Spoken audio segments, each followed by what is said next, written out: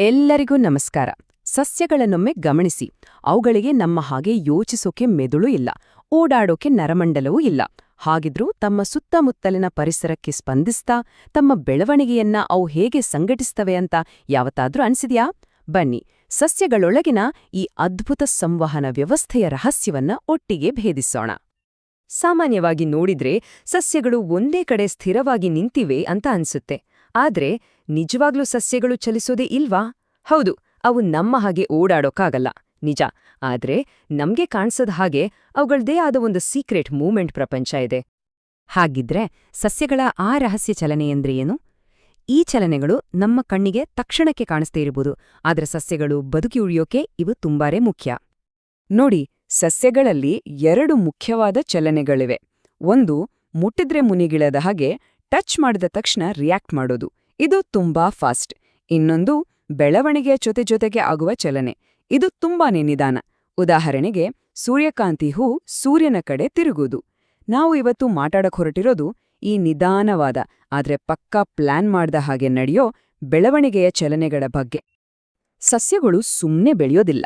ಅವು ತಮ್ಮ ಸುತ್ತಮುತ್ತ ಆಗ್ತಿರೋ ಬದಲಾವಣೆಗಳನ್ನ ಸೆನ್ಸ್ ಮಾಡಿ ಅದಕ್ಕೆ ತಕ್ಕ ಹಾಗೆ ತಮ್ಮ ಬೆಳವಣಿಗೆಯ ದಿಕ್ಕನ್ನೇ ಬದಲಾಯಿಸ್ಕೊಳ್ತವೆ.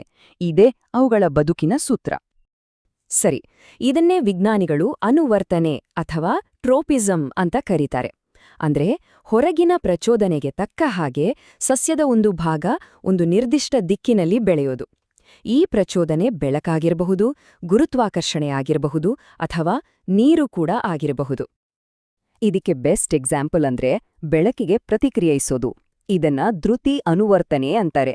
ಸಸ್ಯದ ಕಾಂಡ ಯಾವಾಗ್ಲೂ ಬೆಳಕು ಯಾವ ಕಡೆ ಇದೆಯೋ ಆ ಕಡೆಗೆ ಬಾಗುತ್ತೆ. ಆದ್ರೆ ಅದರ ಬೇರುಗಳು ಮಾತ್ರ ಬೆಳಕಿನಿಂದ ದೂರ, ಅಂದ್ರೆ ಭೂಮಿಯ ಆಳಕ್ಕೆ ಹೋಗುತ್ತೆ. ಯಾಕಂದ್ರೆ ಸೂರ್ಯನ ಬೆಳಕೆ ಅದಕ್ಕೆ ಆಹಾರ ತಯಾರಿಸೋಕೆ ಬೇಕಾಗಿರೋ ಎನರ್ಜಿ ಸೋರ್ಸ್ ಅಲ್ವಾ? ಇದನ್ನ ನಾವೊಂದು ಸಿಂಪಲ್ ಎಕ್ಸ್ಪೆರಿಮೆಂಟ್ ಮೂಲಕನೇ ನೋಡ್ಬೋದು. ಮೊಳಕೆಯೊಡೆದ ಬೀಜಗಳಿರುವ ಒಂದು ಫ್ಲಾಸ್ಕನ್ನು ಒಂದೇ ಕಡೆ ಸಣ್ಣ ಕಿಂಡಿಯಿರುವ ಬಾಕ್ಸ್ ಒಳಗೆ ಇಟ್ರೆ ಏನಾಗತ್ತೆ? ಕೆಲವೇ ದಿನಗಳಲ್ಲಿ ಗಿಡದ ಕಾಂಡ ಬೆಳಕಿಗೋಸ್ಕರ ಆ ಕಿಂಡಿಯ ಕಡೆಗೆ ಬಳುಕುತ್ತೆ. ಅದೇ ಸಮಯದಲ್ಲಿ ಬೇರುಗಳು ಮಾತ್ರ ಬೆಳಕಿನಿಂದ ದೂರ ಹೋಗುತ್ತೆ. ಇದು ಸಸ್ಯಗಳ ಬುದ್ಧಿವಂತಿಕೆಗೆ ಒಂದು ಅದ್ಭುತ ಸಾಕ್ಷಿ. ಬೆಳಕಿನ ಹಾಗೇನೆ ಸಸ್ಯಗಳು ಗುರುತ್ವಾಕರ್ಷಣೆಗೂ ರೆಸ್ಪಾಂಡ್ ಮಾಡ್ತವೆ. ಇದಕ್ಕೆ ಗುರುತ್ವಾಕರ್ಷಣಾನುವರ್ತನೆ ಅಂತಾರೆ. ಇದೇ ಕಾರಣಕ್ಕೆ ಕಾಂಡಗಳು ಯಾವಾಗ್ಲೂ ಗುರುತ್ವಾಕರ್ಷಣೆಗೆ ವಿರುದ್ಧವಾಗಿ, ಅಂದ್ರೆ ನೇರವಾಗಿ ಮೇಲಕ್ಕೆ ಬೆಳೆಯುತ್ತೆ, ಮತ್ತು ಬೇರುಗಳು ಗುರುತ್ವಾಕರ್ಷಣೆ ದಿಕ್ಕಿನಲ್ಲಿ, ಅಂದ್ರೆ ಆಳವಾಗಿ ಭೂಮಿಯ ಒಳಗೆ ಹೋಗುತ್ತೆ. ಅಷ್ಟೇ ಅಲ್ಲ, ಸಸ್ಯದ ಬೇರುಗಳು ನೀರು ಎಲ್ಲಿದೆಯೋ ಆ ಕಡೆಗೆ ಬೆಳೆಯುತ್ತದೆ. ಇದನ್ನ ಜಲಾನುವರ್ತನೆ ಅಂತಾರೆ.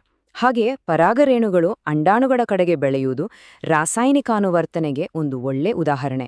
ಈ ಎಲ್ಲಾ ಪ್ರತಿಕ್ರಿಯೆಗಳು ಸಸ್ಯಗಳು ತಮ್ಮ ಪರಿಸರವನ್ನ ಎಷ್ಟು ಸೂಕ್ಷ್ಮವಾಗಿ ಅರ್ಥ ಮಾಡ್ಕೊಳ್ತವೆ ಅನ್ನೋದನ್ನ ತೋರಿಸುತ್ತೆ. ಸರಿ, ಇದೆಲ್ಲ ಓಕೆ. ಗಿಡಗಳು ಬೆಳಕಿಗೆ ಬಾಗುತ್ತೆ, ಗುರುತ್ವಾಕರ್ಷಣೆಗೆ ತಕ್ಕಂತೆ ಬೆಳೆಯುತ್ತೆ. ಆದ್ರೆ ಈ ಎಲ್ಲಾ ಚಲನೆಯನ್ನ ಕಂಟ್ರೋಲ್ ಮಾಡೋದ್ಯಾವುದು? ಇದ್ರ ಹಿಂದೆ ಇರೋ ಮಾಸ್ಟರ್ ಮೈಂಡ್ ಯಾರು? ಇದಕ್ಕೆ ಉತ್ತರ ಸಿಗೋದು ಸಸ್ಯಗಳ ಒಳಗೆ ಇರೋ ಒಂದು ಸ್ಪೆಷಲ್ ಕಮ್ಯುನಿಕೇಷನ್ ಸಿಸ್ಟಮ್ ಅಲ್ಲಿ. ಅದುವೇ ರಾಸಾಯನಿಕ ಸಂದೇಶವಾಹಕರ ವ್ಯವಸ್ಥೆ. ಆ ರಾಸಾಯನಿಕ ಸಂದೇಶವಾಹಕಗಳೇ ಸಸ್ಯ ಹಾರ್ಮೋನ್ಗಳು. ಇವು ಒಂಥರ ಕೆಮಿಕಲ್ ಮೆಸೆಂಜರ್ಸ್ ಇದ್ದಾಗೆ ಸಸ್ಯದ ಒಂದು ಭಾಗದಲ್ಲಿ ತಯಾರಾಗಿ ಬೇರೆ ಭಾಗಗಳ ಹೋಗಿ ಅಲ್ಲಿ ಬೆಳವಣಿಗೆಯನ್ನ ಕಂಟ್ರೋಲ್ ಮಾಡ್ತವೆ. ಹಾಗಿದ್ರೆ ಬನ್ನಿ, ಈ ಹಾರ್ಮೋನ್ಗಳು ಹೇಗೆ ಗಿಡದ ಬೆಳವಣಿಗೆಯನ್ನ ಕಂಟ್ರೋಲ್ ಮಾಡುತ್ತೆ ಅಂತ ಸ್ವಲ್ಪ ಡೀಟೇಲ್ ಆಗಿ ನೋಡೋಣ. ಈ ಹಾರ್ಮೋನ್ಗಳಲ್ಲಿ ಹೀರೋ ಯಾರು ಅಂದ್ರೆ ಅದು ಆಕ್ಸಿನ್. ಇದು ಗಿಡದ ಕಾಂಡದ ತುದಿಯಲ್ಲಿ ತಯಾರಾಗುತ್ತೆ. ಇದರ ಮುಖ್ಯ ಕೆಲಸ ಜೀವಕೋಶಗಳನ್ನ ಉದ್ದವಾಗಿ ಹಿಗ್ಸೋದು. ಇದೇ ಸಸ್ಯದ ಬೆಳವಣಿಗೆಯ ಪ್ರಮುಖ ನಿಯಂತ್ರಕ. ಹಾಗಿದ್ರೆ ಆಕ್ಸಿನ್ ಇರೋದ್ರಿಂದ ಗಿಡ ಬೆಳಕಿನ ಕಡೆ ಹೇಗೆ ಬಾಗುತ್ತೆ? ಇಲ್ನೋಡಿ, ಮ್ಯಾಜಿಕ್ ನಡೆಯೋಡೆ ಹೀಗೆ. ಗಿಡದ ಮೇಲೆ ಬೆಳಕು ಬಿದ್ದಾಗ ಆಕ್ಸಿನ್ ಹಾರ್ಮೋನ್ ಬೆಳಕಿನಿಂದ ದೂರ ಸರಿದು ಕಾಂಡದ ನೆರಳಿನ ಭಾಗದಲ್ಲಿ ಶಿಖರವಾಗುತ್ತೆ. ಎಲ್ಲಿ ಆಕ್ಸಿನ್ ಜಾಸ್ತಿ ಇರುತ್ತೋ ಅಲ್ಲಿನ ಜೀವಕೋಶಗಳು ವೇಗವಾಗಿ ಬೆಳೆಯುತ್ತವೆ. ಸೊ ನೆರಳಿನ ಭಾಗ ವೇಗವಾಗಿ, ಬೆಳಕಿನ ಭಾಗ ನಿಧಾನವಾಗಿ ಬೆಳೆಯೋದ್ರಿಂದ ಕಾಂಡ ಬೆಳಕಿನ ಕಡೆಗೆ ಭಾಗುತ್ತೆ. ಒಬ್ಬಾ, ಎಂಥ ಬ್ರಿಲಿಯಂಟ್ ಮೆಕ್ಯಾನಿಸಮ್ ಅಲ್ವಾ? ಆಕ್ಸಿನ್ಗೆ ಸಪೋರ್ಟ್ ಮಾಡೋಕೆ ಬೇರೆ ಹಾರ್ಮೋನ್ಗಳು ಇವೆ. ಗಿಬ್ಬರೆಲಿನ್ಗಳು ಕೂಡ ಕಾಂಡದ ಬೆಳವಣಿಗೆಗೆ ಸಹಾಯ ಮಾಡುತ್ತವೆ. ಇನ್ನೊಂದು ಸೈಟೋಕೈನಿನ್ಗಳು. ಇವು ಜೀವಕೋಶ ವಿಭಜನೆಯನ್ನ ಪ್ರೋತ್ಸಾಹಿಸುತ್ತವೆ. ಹಣ್ಣು ಮತ್ತೆ ಬೀಜಗಳು ವೇಗವಾಗಿ ಬೆಳೆಯುತ್ತವಲ್ಲ, ಅಲ್ಲಿ ಇವು ಜಾಸ್ತಿ ಇರುತ್ತವೆ. ಹಾಗಿದ್ರೆ ಬರೀ ಬೆಳಿ ಅನ್ನೋ ಸಿಗ್ನಲ್ಗಳು ಇದ್ರೆ ಸಾಕ? ಖಂಡಿತ ಇಲ್ಲ. ಕೆಲವೊಮ್ಮೆ ಸ್ಟಾಪ್ ಅಂತ ಹೇಳೋಕು ಯಾರಾದ್ರೂ ಬೇಕಲ್ವಾ? ಇಲ್ಲದಿದ್ರೆ ಬ್ಯಾಲೆನ್ಸ್ ಹೇಗ್ ಸಿಗುತ್ತೆ? ಸಸ್ಯಗಳಲ್ಲಿ ಈ ಬ್ರೇಕ್ ಹಾಕೋ ಕೆಲ್ಸ ಮಾಡೋದೇ ಅಬ್ಸಿಸಿಕ್ ಆಮ್ಲ. ಇದು ಬೆಳವಣಿಗೆಯನ್ನ ತಡೆಯುವ ಹಾರ್ಮೋನ್. ಎಲೆಗಳು ಬಾಡಿ ಉದುರಿ ಹೋಗೋಕೆ ಇದೇ ಕಾರಣ. ಹೀಗೆ ಸಸ್ಯಗಳು ಬೆಳವಣಿಗೆ ಮತ್ತು ನಿಲುಗಡೆಯ ನಡುವೆ ಒಂದು ಪರ್ಫೆಕ್ಟ್ ಬ್ಯಾಲೆನ್ಸ್ ಕಾಪಾಡ್ಕೊಳ್ತವೆ. ಸೊ, ಈ ಎಲ್ಲಾ ಹಾರ್ಮೋನುಗಳು, ಈ ಎಲ್ಲಾ ಆಟಗಾರರು ಒಟ್ಟಿಗೆ ಸೇರಿ ಹೇಗೆ ಒಂದು ಪರ್ಫೆಕ್ಟ್ ಟೀಮ್ ವರ್ಕ್ ಮಾಡ್ತವೆ ಅಂತ ಅಂತಿಮವಾಗಿ ಒಮ್ಮೆ ನೋಡೋಣ ಬನ್ನಿ.